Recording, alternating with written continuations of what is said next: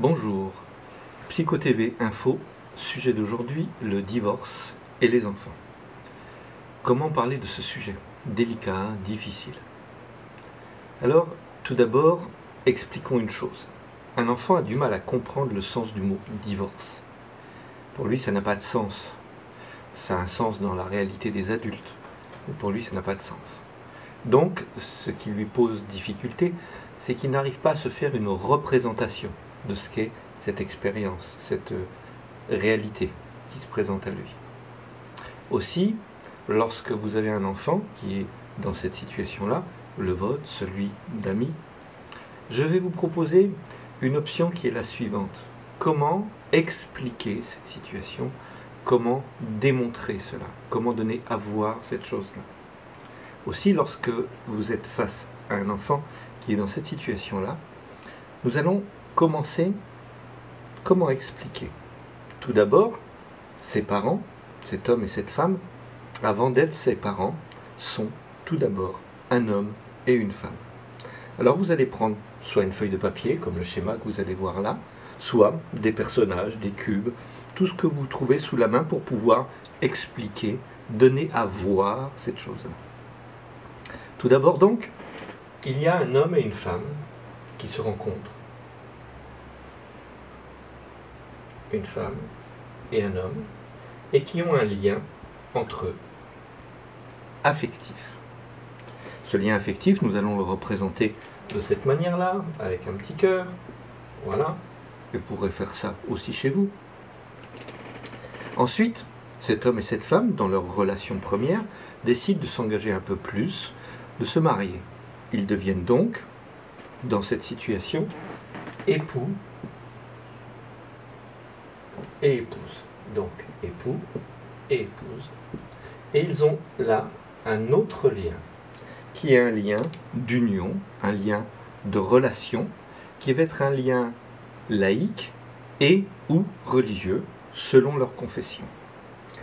Donc, il y a deux liens, un lien laïque, qui passe devant monsieur le maire, et ou religieux, qui est un lien lié à leur confession personnelle. Ces deux personnes-là décident d'avoir un enfant. Ils deviennent donc père et mère. Donc on a ici un père et une mère. Une mère, donc, par le fait que ces deux personnes sont avec un enfant qui est là. Et il y a, vis-à-vis de cet enfant, plusieurs types de liens. Il y a un lien affectif, bien sûr, ici, entre la mère et l'enfant, entre le père et l'enfant. Il y a un autre lien, donc le lien affectif, je disais donc, un lien premier qui est le lien biologique ou d'adoption, puisque ça n'est pas forcément un lien uniquement biologique ou d'adoption, biologique, adoption, et un lien social par le fait que ces deux personnes-là ont reconnu cet enfant. Donc, un lien social.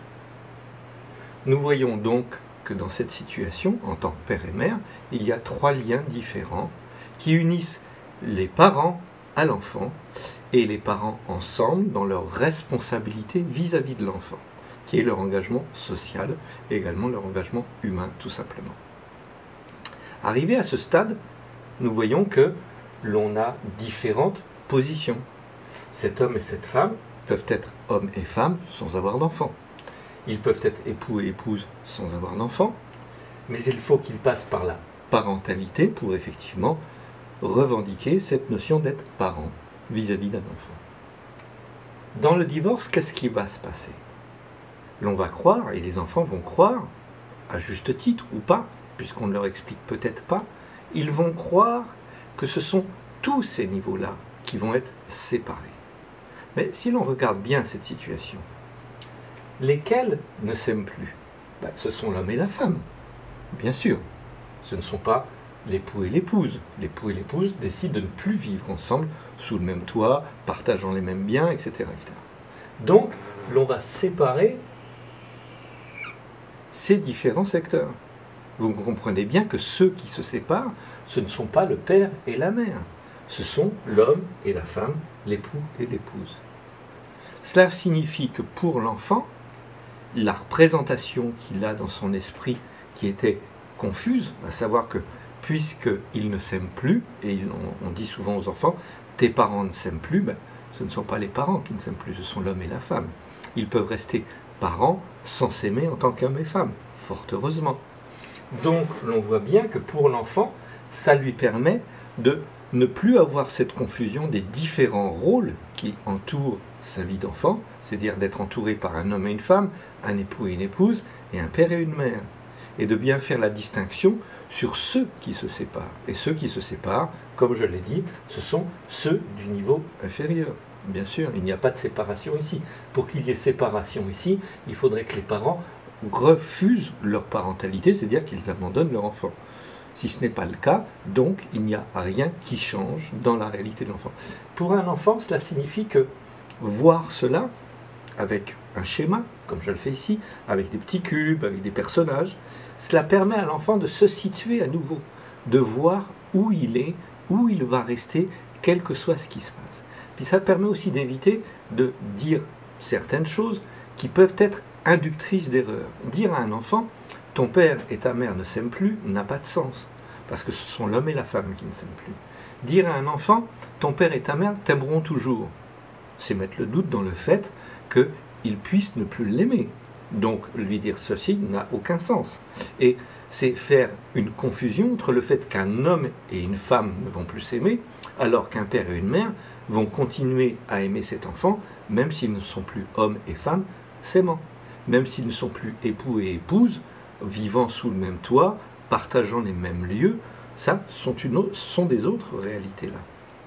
Et ce qui est important, permettre à l'enfant de se projeter, ça lui permet de se sécuriser, de voir où il est, où il se trouve, dans quel espace il continue de vivre et qui vivra toujours tant qu'il y aura un père et une mère qui seront présents. Quelle que soit la distance qui les sépare, la distance, elle est psychologique. Où est-ce qu'il se trouve par rapport à ces deux personnages-là?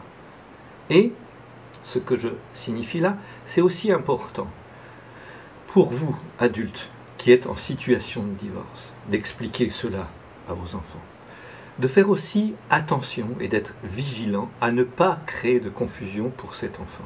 C'est-à-dire de ne pas mélanger le fait que vous, en tant qu'homme et femme, si vous n'arrivez pas à assumer ou à avoir, si vous avez des difficultés dans cet espace affectif, que ça n'a pas à atteindre le niveau des parents. Que vous n'avez pas à travers le niveau des parents à régler vos problèmes d'hommes et de femmes, à régler vos problèmes d'époux et d'épouses. Ne serait-ce que par respect pour eux, par respect du rôle et de la responsabilité que vous avez vis-à-vis d'eux.